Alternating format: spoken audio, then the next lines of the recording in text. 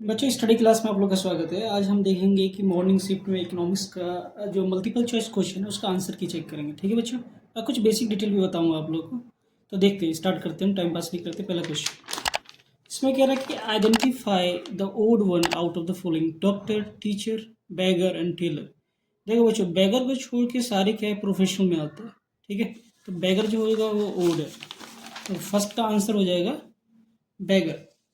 Okay, तो question number one का answer हो जाएगा सी। सेकंड क्वेश्चन, इसमें कह रहा है कि primary data is better than the secondary data when. Primary data better क्यों होता है सेकेंडरी डेटा के कंपेयर में? तो मोर एक्यूरेसी इज नीडेड, बिल्कुल सही बात है। प्राइमरी डेटा में जो एक्यूरेसी जो होता है वो ज़्यादा होना चाहिए। ठीक है, और original data is not needed, ये तो बिल्कुल गलत बात है प्राइमरी डेटा के लिए। ठीक है, तो आंसर इसका time is available is short. देखो अच्छा, प्राइमरी डेटा जब हम कलेक्ट करते हैं तो हम घर घर जाके कलेक्ट करते हैं, तो इसमें बहुत ज़्यादा टाइम लगता है। तो सी जो है वो बिल्कुल गलत है, आंसर ए करेक्ट है। ओके, दूसरे का आंसर हो जाएगा ए। ओके, बी देखते हैं। इसमें क्या रहा है कि scarcity resources applies to dash sector. Scarcity जो होता है बच्चों हर जगह अप्लाई होता है। ये बिजनेस में भी होता है, हाउस होल्ड में भी होता है, कंट्रीज में भी होता है। ठीक है, एग्जाम्पल आपको देता हूँ कि अफ्रीकन कंट्रीज में देखोगे तो कितना ज़्यादा रिसोर्स की स्केरेसिटी है। ओके, इंडिया में देख सकते हैं तो रेयर अर्थ मेटल का कितना ज़्यादा स्केरेसिटी है, तो हम इंपोर्ट करते हैं चाइना से। ठीक है, और हम ये भी बात कर ले कि जो अप्लाइड इंग्रेडिएंट्स होता है फार्मास्यूटिकल इंडस्ट्री के लिए, तो 70% जो प्रोडक्ट है रॉ मटेरियल हम चाइना से इंपोर्ट करते हैं। तो इसका आंसर सारे सही होगा। ठीक है, तो तीसरे का आंसर होगा बच्चों डी। क्वेश्चन नंबर थर्ड का answer D. Question number four कह रहा है कि identify the correct statement about statics. Statics के लिए इसमें कौन सा स्टेटमेंट गलत है? देखो, इट कैन बी मैनिपुलेटेड, बहुत मुश्किल होता है स्टैटिक्स में मैनिपुलेट करना, क्योंकि डेटा हम कलेक्ट करते हैं। ठीक है, it is another way lying, ये भी गलत बात है। हाँ, इसे सम वे कहीं ना कहीं इसे मिसयूज़ किया जा सकता है डेलिबरेटली, जान से। कंपनी में सीए जो होता है वो करता है क्या है कि कंपनी का प्रॉफिट को लॉस में बदल देता है, जो कम हमें टैक्स देना पड़े, तो ये पॉसिबिलिटी होता है बच्चों। ठीक है, तो क्वेश्चन नंबर फोर का आंसर हो जाएगा सी। क्वेश्चन नंबर फाइव देखते हैं। ये क्वेश्चन अच्छा है, नॉलेजेबल क्वेश्चन है, और ये बहुत सारे अलग अलग बच्चों के लिए भी अच्छा है जो बच्चे आगे मतलब कि सिविल सर्विस इन सब की तैयारी करना चाहते हैं। ठीक है, कह रहा है कि which of the following node is government organization to collected not collected the government organization. ठीक है, सैंपल नेशनल सैंपल सर्वे ये कलेक्ट करता है डेटा का, या गवर्नमेंट के अंडर ही आता है।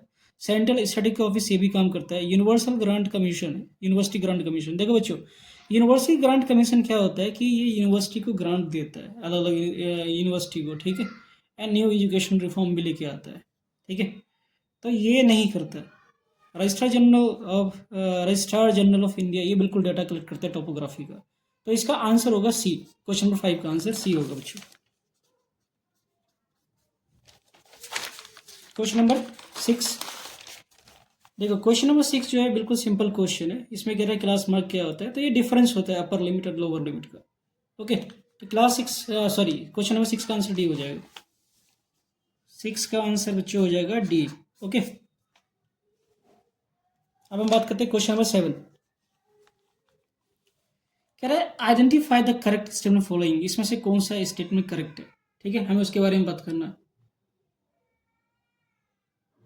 देखो बच्चों, bar diagram cannot be construct for frequencies, ये बिल्कुल गलत बात है, तो ये तो हो नहीं सकता, पहले को हम रिमूव कर देते हैं। ओके, दूसरा कह रहा है बार डायग्राम्स आर वन डायमेंशनल, ये बिल्कुल सही बात है, डायग्राम्स होता है, ये करेक्ट है।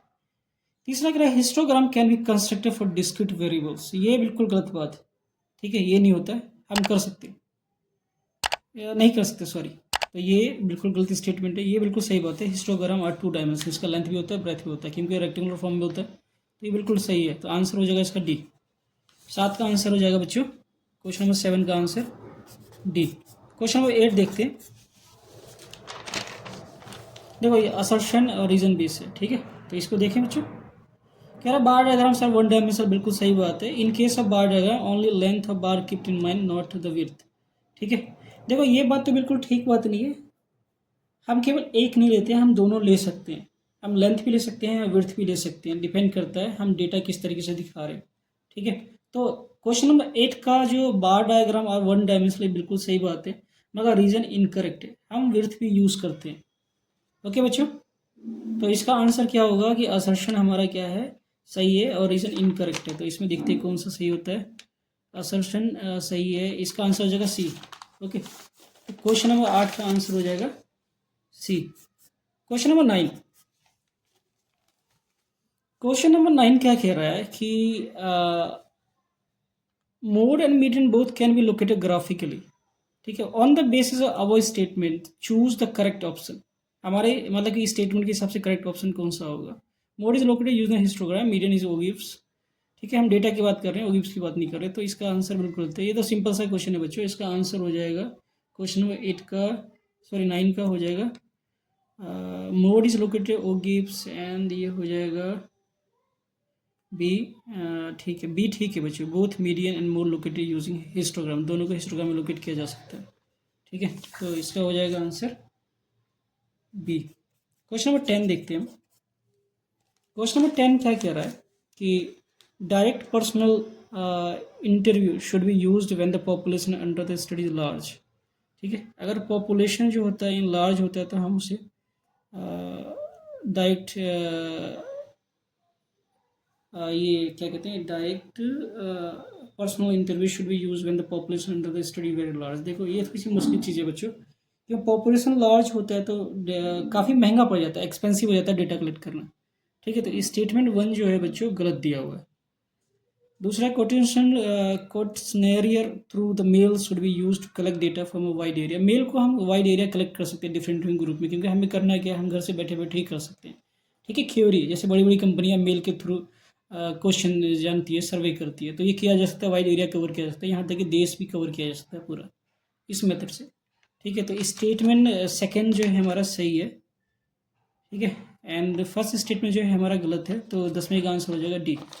ओके बच्चों, तो 10वें का आंसर हो जाएगा हमारा डी। बच्चों अच्छा लगेगा तो हमारे चैनल को आप लोग सब्सक्राइब कीजिएगा एंड मोटिवेट कीजिएगा, कमेंट कीजिएगा, अगर कुछ गलत होगा तो अपना सजेशन जरूर दीजिएगा बच्चों। धन्यवाद।